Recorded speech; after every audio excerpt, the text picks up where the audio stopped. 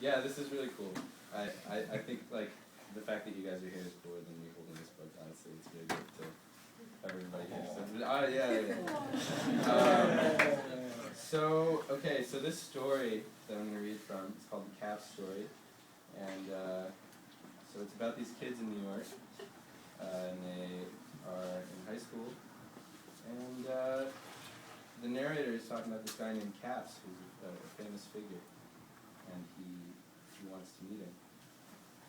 And he's with his friend Nick. And so I guess I'll just go for it anyway. Okay, so Caps there. Right. In retrospect, Nick and I had very little in common, but at the time we were interested in the same things. Namely, we wanted to get fucked up on everything we could get our hands on, and we wanted to be cool. Nick always had schemes to achieve these goals, and though they often fell through, sometimes they were fairly impressive accomplishments. Nick would always get hurt, sick, or in trouble because of the shit he tried to pull. Something that would embarrass me and keep me from trying again, but not Nick. And every once in a while he'd do something incredible, like get us his mother's car for the night, and we'd drive it to Flushing and meet these girls Nick somehow knew. Those kinds of nights were the ones that kept Nick scheming, and they kept me interested in all of it. Nick came over one night in June. 12th grade was wrapping up in a confusing anticlimax, and Nick and I spent our days saying goodbye to everyone that was leaving the city for college. I was starting at Macaulay in the fall. Nick wasn't sure what he was doing yet. We were close, and we knew we were going to be closer once everybody left, and it was just us two. So the bond between us strengthened sort of preemptively. Nick came by my house like a frequent guest, one who doesn't need to be formal with their entrance or with their attitude towards the masters of the house, my parents. He would just walk in, the door closing and announcing his entrance audibly, but not with a slam. My father wouldn't look up from his work or his magazine or dinner or whatever, and my mother, sitting beside my father at the table, would maybe say, "Hey, Nicky," in a tired, neutral way. Then Nick would go upstairs to the second floor of our brownstone where I'd be in my room. Nick made this kind of entrance on a Wednesday night in June when 12th grade was wrapping up and Nick and I were saying extended goodbyes to our friends. Nick came into my room. "What up?" "What up?" I was on my computer. Nick sat down on the floor against my bed. "So, yo, I got a plan for Friday." "What?" "Think I can get us hooked up with some bath salts?" I processed this. "Really?" "Straight up." "From who?" "Caps," Nick said nonchalantly. He looked down at his phone. Raji's sister had been chilling with him, and she says he's going to come to her crib Friday. We're invited, obviously. But she said she did salts with him, and it was fucking sick. I want to try that shit. Get zombied out. You down to zombie out? I don't know, doesn't that shit make you really insane? I don't want to get fucking fucked. That's bullshit, man. It's like a mix of blow and acid, but better. Come on, yo, I want to do it. You gotta do it with me. Maybe. Caps is gonna be there. He probably knows a lot about this shit. He can probably just chill on salts, no problem. Just chilling and acting normal. Come on, you're telling me if he busts it out and everybody tries it, you're not gonna do some? How does it even... Do you snort it? I think so. I knew we had to go, and I was thrilled at the idea of finally meeting Caps and hanging out with him. I tried cocaine before and had been meaning to do a hallucinogen, so this idea did intrigue me. but I was scared. My instinct told me not to do it, but a part of me that looked and sounded like Nick, was telling me that this fear was just a momentary hesitation that everybody feels, but that if you're real, you overcome it. If you're real, you overcome it without a problem, and eventually when you're real enough, you don't even hesitate. I also thought about Raji's sister. I wanted to impress her. And Caps was coming. "Yeah, fuck it," I said. "Let's do it." It seemed like a big thing in my head, but saying it out loud led to nothing. Any tension in the room didn't dissolve. "Did you do any homework for tomorrow?" Nick looked at me. "Fuck no, the fuck you think?" I laughed, and after a moment, me neither. It rained the next day, but when Friday rolled around, I couldn't have seen more promise in the day. The sun was shining outside, and the leaves in the trees were in clusters of dark green, or glittering white in the sparser parts. It was hot but comfortable, and there was occasionally a strong breeze. I remember thinking at lunchtime that there was no way I'd be able to tolerate the last several classes of the day, and thought about cutting them to be outside and to dissipate my excitement over the night's plans. but after resolving to attend class for the sake of high school's last days, I found out my last class was canceled. It was the weekend, only 1:30 p.m., but already an early Friday night. I left the school building to meet up with Nick and everyone.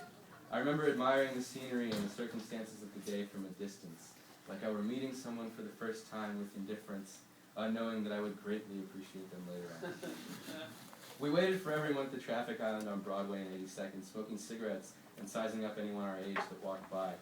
A final duo of boys, Leibowitz and Jordan, joined us. "Are we crewed up?" Leibowitz asked the group. "Yep, yeah, word." "Can we wait for Fiorelli?" "Fuck that, I'm not waiting for that faggot," Leibowitz laughed. And some others laughed. And we all started walking up Broadway to Leibowitz's mother's apartment, a pit stop before the park. We were a posse of 10 or 11, and we took up a good part of the sidewalk. We shouted things at people that passed, each person a potential punchline for the whole group to enjoy. American sovereignty, alive and well in the heart of every New York City high school kid. At his mother's place, we rolled a few blunts and drank some of our 40s. Our parents called us one by one as the afternoon turned into evening, and we yelled obscenities in an attempt to ambush whoever was on the phone. We walked down to Riverside Park and sat by the river and did more of the same, smoking and drinking with our guards up. I split a 40 with Nick and was fucked up for about 2 hours. I was laughed at because a businessman almost walked into me as I was pissing beside a tree. We occupied 2 benches and the sky pinked as Manhattan joggers made their way up and down the promenade. We were at the river until around 9, when the sun was only a faint radiation somewhere over Jersey and you couldn't any longer see the streaks of gasoline in the part of the Hudson brushing right up against the island. Burnt out and hungry, we made our way through the musty park back onto Broadway, where a big group went to grab some pizza, but Nick and I opted out, instead walking to my place.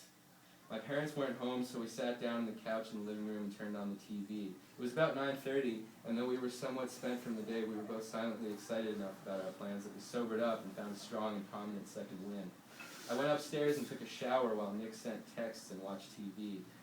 When I came back down, Nick said, "Promise says we can roll through." I'd only known Prama as our friend's sister, so I said, "What about Raji?" "I don't know," Nick said. "He texted me asking what's up. I think there's something downtown on West Broadway or something." "Did you respond?" "No." I sat down and tied my sneakers. I finished and looked up at Nick. "Ready?" Nick stretched and said, "Yes! Fuck, yeah, let's go." We walked up Columbus to 96th, and when we were 2 blocks away, we saw the crosstown pull up at the stop, stalled by a red light, and we sprinted across the street to an intersection to catch it. We got on the bus slightly out of breath and invigorated. The light was still red, and since the bus hadn't moved, I felt the useless embarrassment of having chased something I could have naturally gotten in my own place. Raji lived across the park in a building on 100th Street near Lexington. Raji's building had a basement entrance that he would always let us in through. The stoplight turned green, and after that there were no red lights at all until we hit Lexington, and Nick and I got off. We walked to the front of the building, and rather than going immediately around the corner, stood outside. "Did you text Prama?" I asked Nick. "Yeah."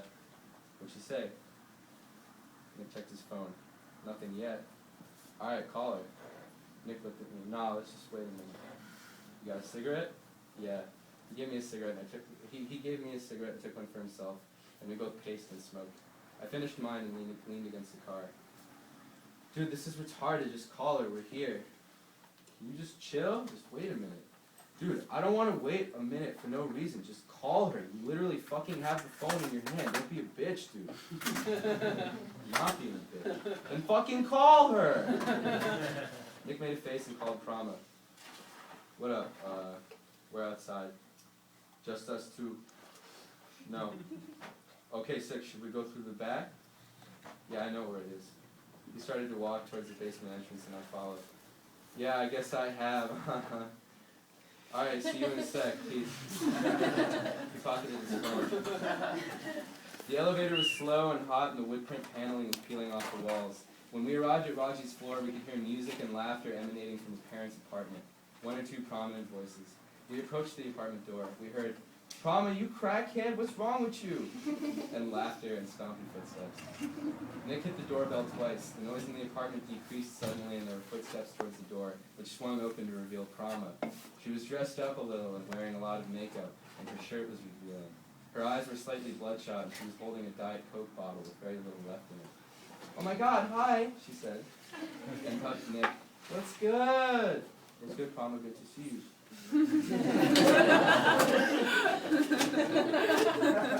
Nick walked into the apartment and Palmer saw me and smiled. "Hi, baby," she said. And hugged me tight. No tighter than Nick, but Nick didn't get a baby. I immediately felt the night going better than I thought it would, and I relaxed internally.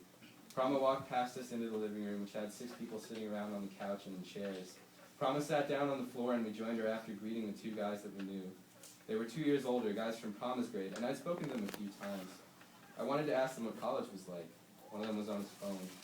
Prama introduced us to everyone else. "These are Raji's friends." Took a cigarette from a pack on the coffee table and lit it. "So what did you guys do today? Did you have school?" "Yeah, we had school," Nick answered. "Oh my God, can you believe these guys were in class today?" "Fucked," one of the guys said. "Yeah, I can't wait to get out of there," Nick said. "I fucking pretty much checked out like 5 months ago," I said. Prama looked at me and exhaled smoke while smiling. "Yeah, we went to Leibowitz's place," Nick said, "then Riverside, then chilled at Nick's for a while and came here."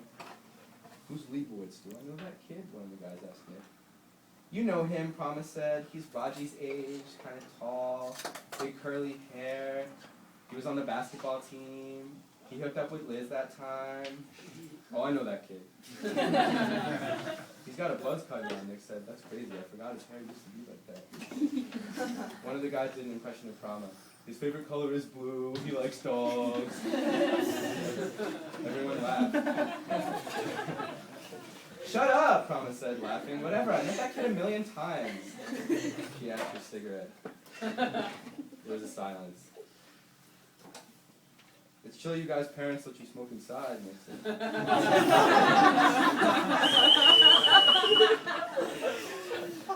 "Yeah, it's nice," Prama said. "Indian parents, you know." We talked about our parents being strict, except for one of the other guests, Anna, whose parents never did shit, and she just lived with her aunt most of the time, and her aunt was mad chill, she told her. One of the older kids talked about how living on your own is the best thing that could ever happen to you, and that he hated his parents. Prama played some music from her laptop, and at some point she went to the kitchen, and from the kitchen yelled, "I have gin, and I also have tequila. Anyone want?" "Tequila," someone said. "Bring that gin in here," Nick said. "Fuck that, gin is for old people and hipsters," I said. "Only vodka or tequila for me." "Prama, bring both," someone else said. "I can't bring both, they were gifts from my parents," Prama shouted back, and then she emerged from the kitchen. "Okay, I say we start with this shit," she said, brandishing the bottle of tequila with a smile, and we all began to drink it. Everyone took shots, at some point 2 in a row without any chaser, which almost made me gag. I started to feel loose and smiley, laying on the ground and leaning on my elbow. We drank tequila mixed with mango juice and argued about basketball. Nick was bumming out cigarettes to anyone who asked, including me, and he soon ran out. The apartment was air-conditioned, but we were still sweating, and after a while, when I went to piss in the bathroom, I could see I looked sweatier than I thought I did, and also drunker. I made eye contact with myself and laughed at some unspoken internal joke about being where I was, but I didn't think about it too long, and I pushed my hair back into place and returned to my spot on the carpet by the coffee table near Prama and Nick. Prama had mango juice and tequila in her Diet Coke bottle now, full about a third of the way with the cap on. She was sitting with an elbow on the coffee table and her knees together and her feet out sideways together. I made eye contact with Prama when I sat down, and she stood closer to me and put her head in my lap and looked up at me and laughed. Her eyes were a bit more bloodshot than before. "I'm gonna roll a blunt," one of the college guys said to the other. "Can you pitch some bud?" "Yeah," the other said, reaching into his pocket and pulling out a baggie. "Take like half," he said, and tossed the bag into his friend. "You want some tequila?" Prama asked me, holding her bottle up to her face. I smiled, looking down at her head in my lap. "I got some right here," I told her, indicating the cup on the coffee table. "Have a sip of mine," she said, shaking the bottle slightly. "What about mine?" I asked. "Mine's better," she said and laughed. "Here, try it." Okay, chill," I said, smiling. I tried her drink, earnestly searching for different kinds of flavor, thinking it might actually taste better than mine. It tasted much stronger than mine, and I shivered. "Fuck," I said, making a face from the drink. Prama laughed. "Did you put any juice in there?" I asked. "What are you, a pussy or something?" She said in an exhausted, humored tone and sat up and burped lightly. "Nick, can I have a cigarette?" Got no more. Yo, Prama, a college guy said. Do you have any speakers? Fuck, no, they're broken, Prama said, tipsily getting up and adjusting her skirt. Damn, I know. Paying her shit from this laptop. I know, I want to bump it.